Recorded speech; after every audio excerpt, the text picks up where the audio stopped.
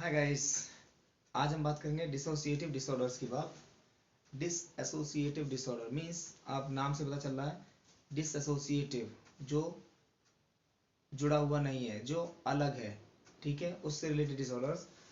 ये असल में होता क्या है, ये जो जुड़ा हुआ नहीं है या किससे अलग है, it means difference between emotions and ideas. ठीक है, जब एक पर्सन के इमोशंस जो हैं और उसके जो आइडियाज हैं उनमें जब डिफरेंस आ जाता है तब उसे डिसोसिएटिव डिसऑर्डर्स हो जाते हैं।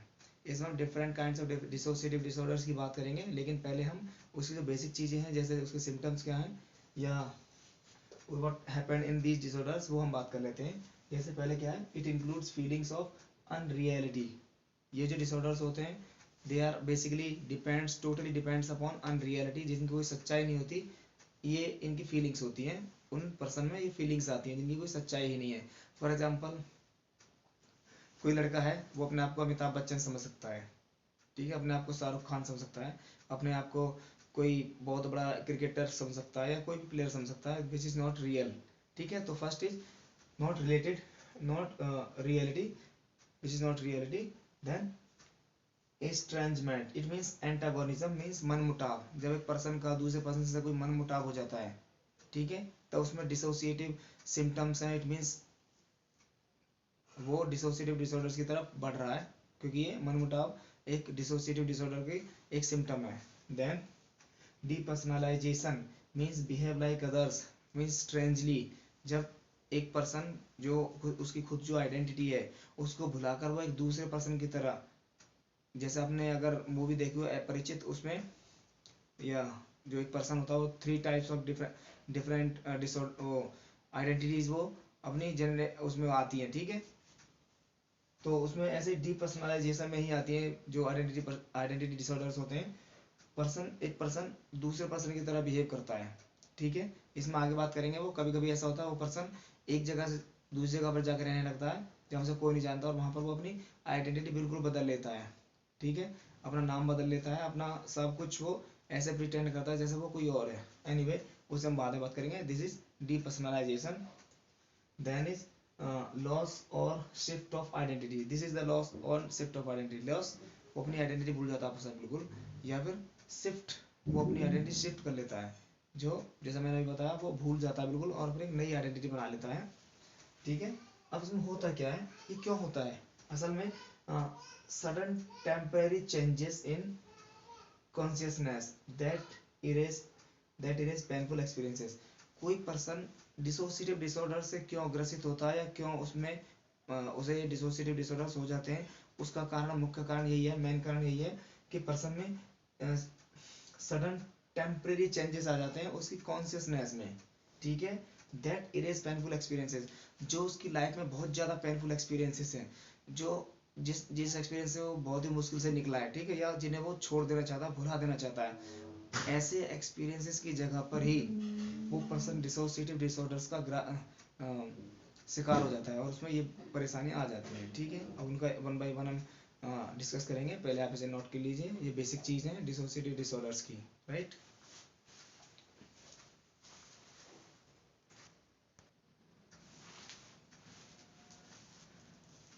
हाय गाइस, तो डिसोसिएटिव डिसऑर्डर्स में हम पहले बात करते हैं dissociative अमनेसिया।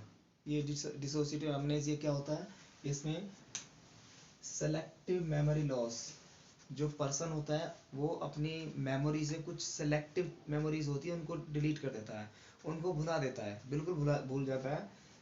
That has no organic cause, और उसका कोई ऑर्गेनिक कॉज नहीं होता। फॉर एग्जाम्पल, उसे कोई सर में चोट नहीं लगी लेकिन फिर भी वो भूल जाता है, right. Then people forget about their past, अपने पास्ट को भूल जाते हैं बिल्कुल कि वो पहले क्या थे और अब क्या है। देन पीपल, प्लेस, ऑब्जेक्ट्स, लोगों के बारे में भूल जाते हैं, प्लेसेस के बारे में भूल जाते हैं और ऑब्जेक्ट्स के बारे में भूल जाते हैं। उनकी लाइफ में क्या ऑब्जेक्ट्स थे, उसके पास कोई कार थी, बाइक थी, क्या था, घर था, सब भूल जाते हैं। प्लेसेस का भूल जाते हैं कि मैं कहाँ का रहने वाला हूँ, किस जगह से मैं बिलोंग करता हूँ, सब भूल जाते हैं। While other memories remain intact, और कुछ मेमोरीज होती हैं जो बिल्कुल अनछुई रहती हैं, वो उसकी मेमोरी एज इट इज रहती है, जिन्हें वो कतई नहीं भूलते हैं, ठीक है। एजम्पशन ये होती है assumption ऑफ न्यू आइडेंटिटी, उनको उनको ये assumption हो जाती है कि मेरी एक न्यू आइडेंटिटी है, मैं कोई और हूँ, जो लोग मुझे समझ रहे हैं मैं वो नहीं हूँ, मैं कोई और हूँ। कॉजेस क्या होते हैं, इसके कारण क्या होते हैं? इसका जो कारण साइकोलॉजिस्ट ने ढूंढा है वो है ओवरवेलमिंग स्ट्रेस। बहुत ज़्यादा स्ट्रेस किसी की लाइफ में होता है तब उसे डिसएसोसिएटिव अमनेसिया हो जाता है। ठीक है, नेक्स्ट इसमें क्या है, आप पहले इसे देख लें, अभी कंटिन्यू करते हैं। ओके, तो कॉजेज हो गए इसके ओवरवेलमिंग स्ट्रेस, डिसोसिएटिव एमनीजिया के। देन आता है बेटे इसमें डिसोसिएटिव आइडेंटिटी डिसऑर्डर, इसकी हमने अभी बात की थी शुरू में। इसमें क्या होता है, मल्टीपल पर्सनैलिटीज हो जाती है किसी पर्सन के अंदर। इट इज मोस्ट ड्रामेटिक, ये ऐसा लगता है कि कोई आदमी बहुत ज़्यादा एक्टिंग कर रहा है, मतलब ऐसा हमें ऐसा लगता है कि वो सब कुछ जानता है और वो अपनी मर्जी से ऐसा कर रहा है, बहुत ही ड्रामेटिक लगता है हमें। ठीक है, इसके कॉजेज क्या होते हैं, इसके कॉजेज होता है बेटा ट्रॉमेटिक एक्सपीरियंसेस इन चाइल्डहुड। अगर किसी की लाइफ में चाइल्डहुड में कुछ ऐसा हो जाता है जिसे वो कभी नहीं भूल पाता, और वो more prone to develop multiple ये डिसोसिएटिव आइडेंटिटी, मल्टीपल पर्सनैलिटीज उसमें आ जाती हैं, वो ऐसी ये कैरेक्टरिस्टिक्स वो डेवलप कर लेता है। फॉर एग्जांपल जैसे यहाँ पर मैंने दिया है अपरिचित मूवी का एग्जांपल दिया है, जिसमें वो जो वो अपरिचित होता है लड़का जो बनता है, उसके बचपन में जब वो स्कूल जा रहे होते हैं तो उसकी जो सिस्टर होती है उसकी डेथ हो जाती है, जिसे वो कभी भूल नहीं पाता। और जब वो बड़ा होता है तो उसमें 3 पर्सनैलिटीज उसमें डेवलप हो जाती हैं। ठीक है, मल्टीपल पर्सनैलिटी डिसऑर्डर भी कहते हैं इसे, ये डिसोसिएटिव आइडेंटिटी है तो इसे मल्टीपल पर्सनैलिटी डिसऑर्डर भी कहते हैं। ठीक है, अब इसमें और क्या होता है, पर्सन एज्यूम अल्टरनेट पर्सनैलिटीज, वो अपनी अल्टरनेट पर्सनैलिटी एज्यूम करता है, विच में और may not be aware to each other.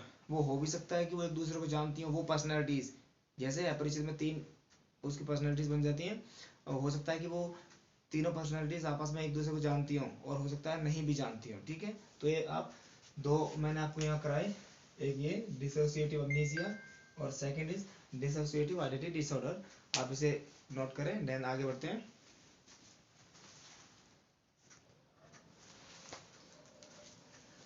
Hello guys, इस डिसोसिएटिव डिसऑर्डर्स में थर्ड आता है हमारा डीपर्सनलाइजेशन या डी रियलाइजेशन डिसऑर्डर। इसमें क्या होता है, it involves dream like state. ठीक है, इसमें जो पर्सन है वो एक ऐसे बिहेव करता है जैसे वो ड्रीम जी रहा हो, एक सपने में हो। ठीक है, it's a kind of dream like state in which a person has a sense of being separated. उसमें पर्सन को पता रहता है he has been separated from both from his self and from reality. उसे पता रहता है कि मैं अपने सेल्फ से और अपनी रियलिटी से अलग हो चुका हूँ, उनसे जुदा हो चुका हूँ। ठीक है, अब इसके सिम्टम्स क्या होते हैं, सिम्टम्स होते हैं बेटे there is a change in self perception. एक पर्सन अपने सेल्फ परसेप्शन को भूल जाता है, वो अपने आप को दूसरी तरीके से परसीव करने लगता है। फॉर एग्जाम्पल जैसे अगर मैं अभी एक टीचर हूँ तो मैं अपने आप को टीचर नहीं कुछ और समझने लगता हूँ, मैं एक डॉक्टर हूँ, मैं एक सोल्जर हूँ, ऐसे करके। आप एक स्टूडेंट है तो आप एक स्टूडेंट ना समझ के अपने आप को कुछ और परसीव करते हैं। इट मीन्स वो जो पर्सन है जिसको डिसोसिएटिव डिसऑर्डर में डीपर्सनलाइजेशन हुआ है वो अपने सेल्फ परसेप्शन को भूल जाता है। और क्या होता है, and person sense of reality is temporarily lost और चेंज, और उसकी जो रियलिटी है वो टेम्परेली चेंज हो जाती है या फिर लॉस्ट हो जाती है।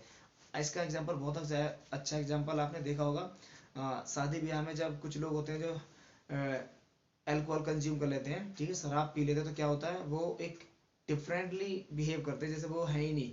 जब शराब नहीं पीते थे वो तब हमें वो दूसरे पर्सन दिखाई देते हैं, लेकिन जब वो शराब पी लेते हैं तब हमें वो दूसरे पर्सन दिखाई देते हैं। ठीक है, आपने देखा होगा वो एक डिफरेंटली बिहेव करते हैं जैसे वो है ही नहीं वो, और उनमें कोई नया अवतार हो गया उनका। ठीक है, तो ये एक अच्छा उदाहरण है आपका, हम यहाँ पे लिख सकते हैं like a person who is drink वो बिहेव आफ्टर ड्रिंकिंग एल्कोहल। ठीक है, शराब पीने के बाद जो पर्सन बिहेव करता है this he is in A state of depersonalisation या डीरियलाइजेशन डिसऑर्डर। ठीक है, तो ये आपके डिसोसिएटिव डिसऑर्डर के अंदर 3 डिसऑर्डर्स थे, वो आपको हमने बता दिए। अब नेक्स्ट इसमें जो होगा उसे हम नेक्स्ट करेंगे। ठीक है, लेकिन आपका कोई कमेंट नहीं आता है सर हाँ हमारी समझ में आ रहा है कि नहीं आ रहा है, आप कमेंट भी लिखें कि सर मुझे ये समझ में नहीं आया है, तो मुझे पता चलेगा ना आप समझ भी रहे हैं कि नहीं। कुछ लोग हो रहे हैं कि कुछ बच्चे देखते नहीं है वीडियो, फिर कोई फ़ायदा नहीं है। फ़ायदा मीन्स उनका फ़ायदा नहीं, जो देख रहे हैं उनका तो फ़ायदा है, ठीक है। तो आप देखिए, जिन्हें देखनी है, जिनको इससे फ़ायदा लेना वो देखें, ठीक है। तब तक के लिए बाय। नेक्स्ट हमारा जो क्वेश्चन होगा वो क्या है जी, देन होगा डिप्रेसिव डिसऑर्डर्स। हम डिप्रेसिव डिसऑर्डर्स के बारे में बात करेंगे, आप थोड़ा सा पढ़ के आएँ, ठीक है, नेक्स्ट क्लास के लिए।